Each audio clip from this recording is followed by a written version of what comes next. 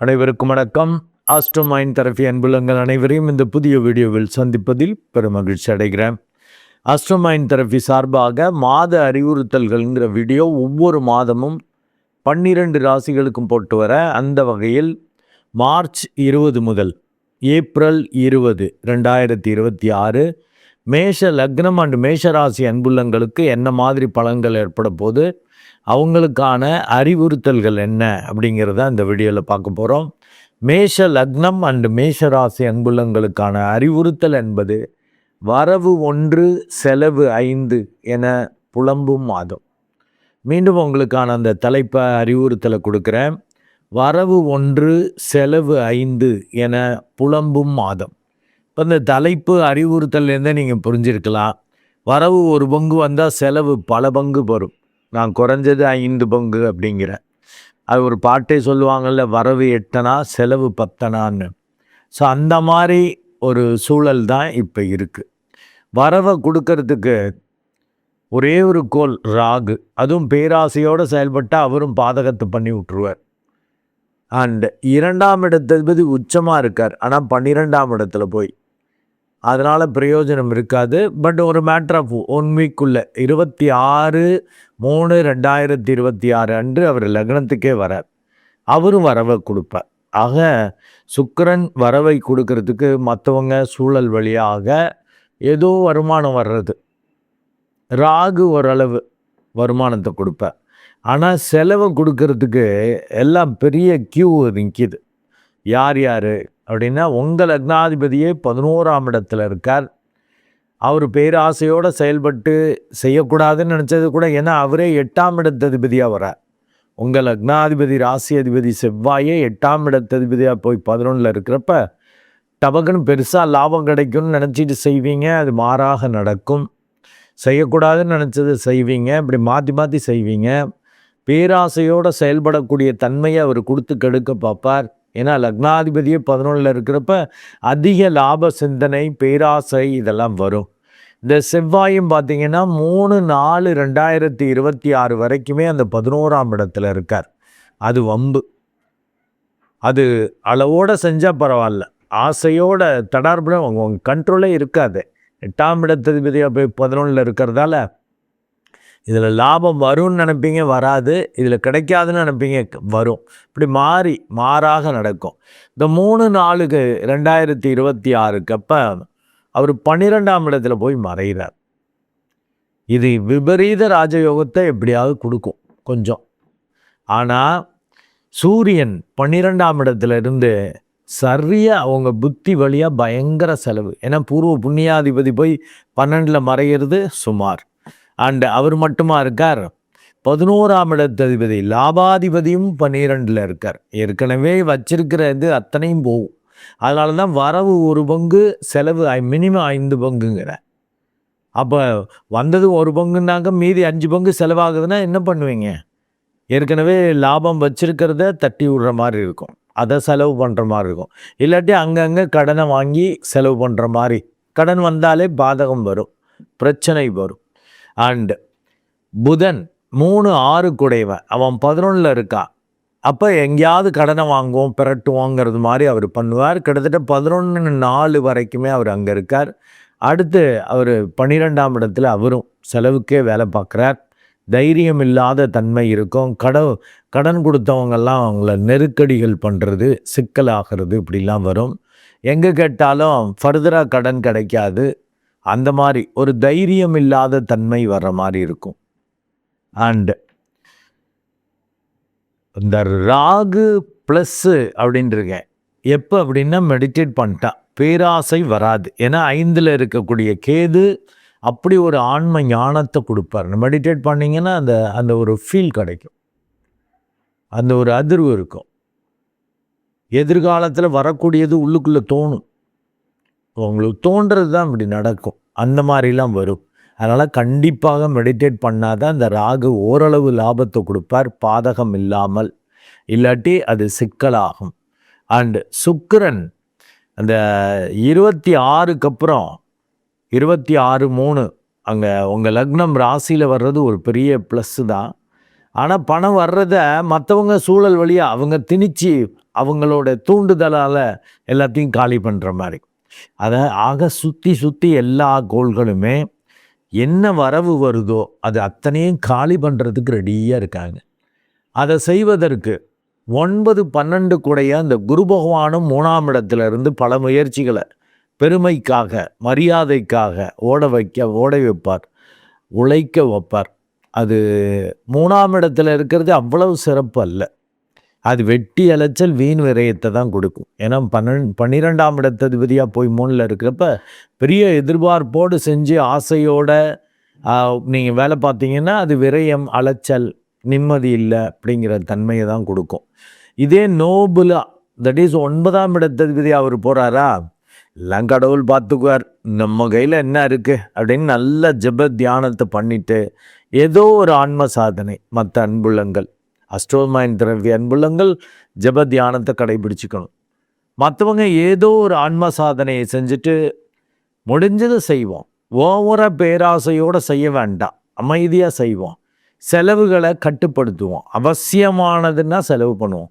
கடைசி வரைக்கும் செலவை தள்ளி போட்டுட்ருப்போம், பார்த்துக்குவோம், செய்வோம் அப்படின்னு. பட் வரவு வர்றதுக்கு ஓடணும், உழைக்கணும். அலைஞ்சி தான் கிடைக்கும். ஏன்னா 12ஆம் இடத்துல 4 கோள்கள் ஸ்டார்டிங்லேயே இருக்கார். குறைஞ்சபட்சம் 3 கோள்கள் 4 கோள்கள் இந்த மாதம் ஃபுல்லாக இருந்து உங்களுக்கு விரயத்திற்கே வேலை பார்க்குறதால காசு வரணுன்னா ஓட தான் வேணும். ஒரு ட்ரிப்புக்கு 2 ட்ரிப்பு அலைச்சல் இருக்க தான் செய்யும்.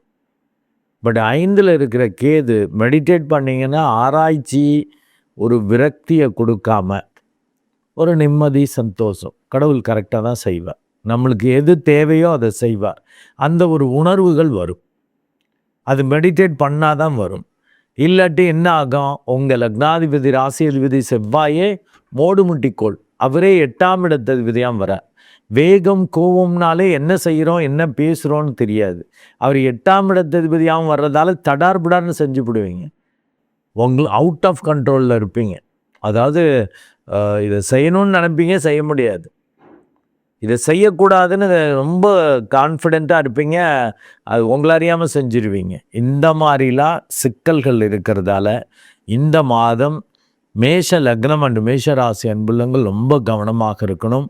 இந்த சூரியன் பூர்வ புண்ணியாதிபதி கிட்டத்தட்ட 15/4/2026 வரைக்குமே 12ஆம் இடத்துல இருக்கிறதால தந்தை வழி செலவுகள், குழந்தைகள் வழி செலவுகள், செலவு செலவு செலவு, இதே மாதிரி ஒரே செலவாகவே இருக்கும். ஓரளவு அந்த சந்திரன் ஒரு 2 நாள் 3 நாள் அந்த உச்ச வீட்டுக்கெல்லாம் வர்றப்ப ஓரளவு சொந்த பந்தங்கள் சப்போர்ட்டு அது இது இருக்கும். அதுக்கப்புறம் பணத்துக்கெல்லாம் தடுமாறுற மாதிரி இருக்கும். அதனால் சரியான திட்டமிடுதல் வச்சுக்கோங்க. நிதானமாக செலவு செய்யுங்க. அவசியமானத்துக்கு ஒண்டி தான் செலவு செய்யணும். அது ரொம்ப ரொம்ப முக்கியம். மேலும் ₹1 செலவு பண்ணணும் அப்படின்னு நினைக்கிறப்ப அது பெரிய ரூபா, சின்ன ரூபா, அது உங்களுடைய தகுதி, அந்த ஜாதக வெயிட்டை பொறுத்து மாறும். ₹1 செலவு பண்ணணுன்னா அங்கே 10லேருந்து 20 பைசா தான் செலவு பண்ணணும். அதாவது 10% to 20% தான் செலவு பண்ணணும், அந்த மாதிரி. அதனால தான் நான் 5 பங்கு செலவுன்னு போட்டிருக்கேன். அப்படி பண்ணாதான் ஓரளவு கண்ட்ரோல் இருக்கும். இல்லாட்டி நீங்கள் பரவாயில்ல செஞ்சுருவோன்ட்டு இப்படி பரவாயில்ல ₹1 தானே போனால் போகுது செஞ்சுருவோம் அப்படின்னு செஞ்சிங்கன்னா அது ₹5 மாறும். ஸோ அதனால் ரொம்ப கேர்ஃபுல்லாக இருக்கணும், மெடிடேட் பண்ணிக்கணும். இதில் ஒரு சின்ன இது என்னென்னா, குருக்கு நான் இப்போ வக்ர நிவர்த்திக்கு போட்டிருக்கேன். அதுக்கப்புறம் சனி பயிற்சிக்கு போட்டேன், வாக்கிய சனி பயிற்சி. என்ன சார் வாக்கிய சனி பயிற்சியில் நல்லா சொல்கிறீங்க, இந்த குருவில் உல்டாவாக சொல்கிறீங்க அப்படின்னா அந்த கருத்துக்கள் வருது. ஆக்சுவலாக அந்த குரு நன்மையை செய்வார், இல்லாட்டி சனி நன்மையை செய்வார் அப்படின்னா அந்த குரு அதற்கான வீடியோ போடுறப்ப, சனி பகவானுக்கான வீடியோ போடுறப்ப அதில் பாசிட்டிவாக சொல்லியிருப்பேன், இதை நெகட்டிவாக சொல்லுவேன். பட் ஓவரால் ரிசல்ட் அப்படிங்கிறது இந்த மாத பலன்கள். இந்த மாத பலன்கள் கொடுக்குறப்ப என்ன பண்ணுவேன் அப்படின்னா, எல்லா கோள்களையும் மேஜர் கோள்களான சனி பகவான், ராகு, கேது, குரு, இவைகளை மையப்படுத்தி பலன்கள் இருக்கும். மேலும் யோகத்தை கொடுக்கக்கூடிய கோள்கள் அவங்க எங்கே இருக்காங்க, பாவக ரீதியாக எந்த பாவகங்கள் அதிக வேலை பார்க்குது அதை பொறுத்து தான். ஸோ இதுதான் கிட்டத்தட்ட இந்த மாத பலன்கள்ங்கிறது கிட்டத்தட்ட 80% ஒர்க் அவுட் ஆகும். இந்த தசாபுத்திக்கு சொல்லுவேன் இல்லையா, 75% 80% ஒர்க் அவுட் ஆகும்னு, அது போன்று இது என்னதான் இருந்தாலும் இது கோச்சார பலன்கள்ங்கிறப்ப நீங்கள் தசாபுத்தி தான் மையம். அந்த இதையும் பேலன்ஸ் பண்ணி தான் பார்க்கணும். இப்போ இதில் ரொம்ப சூப்பராக சொல்லியிருக்கேன். நல்ல இருக்குன்னு நல்ல வாய்ப்புகள் வரும், நல்ல வாய்ப்பு வசதிகள், அதுக்கேற்றபடி தொடர்புகள், அதற்கேற்றபடி முயற்சிகள், அதற்கேற்றபடி வரவுகள்லாம் வரும். அது நிலைக்குமா, நீடித்து இருக்குமா, இல்லாட்டி உடனே காலி ஆகிடுமா, இதெல்லாம் உங்களுடைய பிறப்பு ஜாதகத்தில் என்ன தசாபுத்தி போகுது அதுதான் பர்மனெண்ட்டாக இருக்கும். இப்போ ஆனால் அது கிடைக்கும். கோச்சார பலன்கள் இது மாத பலன்கள் 80% இல்லை, இது அப்படியே நடக்கும். இது மாதிரி அது மாதிரி சூழல் இருக்கும். அதை நீங்கள் உணர முடியும். நெட் ரிசல்ட் என்ன, ஃபைனலாக என்ன எப்படி இருக்கும் அப்படின்னா உங்கள் பிறப்பு ஜாதகம்தான்.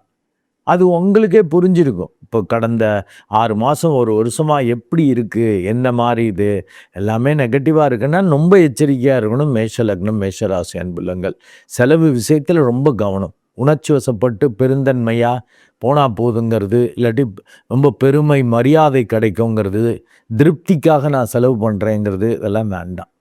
பிள்ளைங்களுக்கே செலவு பண்ணுறப்ப ஓவராக பண்ணிவிட்டு கடைசியில் அது அவங்க விரயம் பண்ணிடுவாங்க. எனக்கு ஏதாவது ஒரு படிப்பில் சேர்த்து விட்றீங்க, இல்லை ஏதோ ஒன்று செய்கிறீங்கன்னா அது வேண்டாம், அந்த படிப்பு எனக்கு பிடிக்கலன்னு பாதியில் வர்றது, இல்லை ஒரு கல்யாணம் ஒரு சுப நிகழ்ச்சிகள் பண்ண நீ நினச்சி எப்படி நினச்சி செய்கிறீங்களோ அதுக்கு மாறாக நடக்கிற மாதிரி. ஃபஸ்ட்டு ஓகேன்னு சொல்லி நிச்சயம் பண்ணியிருப்பீங்க, அப்புறம் இங்கே கல்யாணம் வேணாம்பாங்க, இல்லை கல்யாணம் பண்ணிவிட்டு ஏதாவது பிரச்சனைகளை பண்ணிகிட்ருப்பாங்க. ஸோ இந்த மாதிரிலாம் ஒரு சூழல்கள் வர்றதால தயவுசெய்து மெடிடேட் பண்ணிடுங்க. ஏன்னா ஓவராலாக ராகு கேது இவங்க மட்டும் நல்லா இருக்காங்க. மற்றபடி 11ஆம் பாவம் 12ஆம் பாவம் வலுத்தாலும் அது பாதகஸ்தானம்ங்கிறதால பெரிய லாபம் வர்றது அதுதான் கம்மியாக வரும், பாதகம்தான் அதிகம் வரும். 12ஆம் இடத்துல அதிக கோள்கள் வேலை பார்க்குறதால விரயங்கள் கட்டுக்குள் அடங்காமல் இருக்கும். அதில் நல்ல சரியான திட்டமிடுதலோடு செஞ்சிங்கன்னா நல்லது.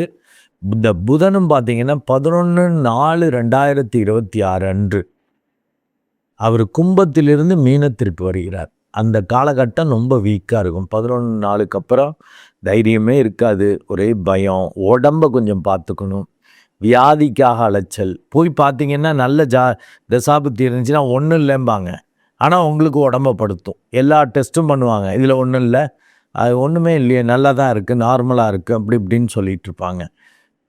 எப்போ இந்த சூரியன் பயிற்சி ஆகுதோ அப்போ தாங்க ஒரு அப்பாடா நிம்மதிப்பா அப்படின்னு ஆகலாம். எப்போ அப்படின்னா 15/4/2026 அன்று சூரியன் மீனத்திலிருந்து மேஷத்திற்கு உங்கள் லக்னம் ராசிக்கே வர 5ஆம் இடத்ததிபதி உச்சமாக உங்கள் வீட்டுக்கு வர்றப்ப அதிர்ஷ்டம் சூப்பராக இருக்கும்.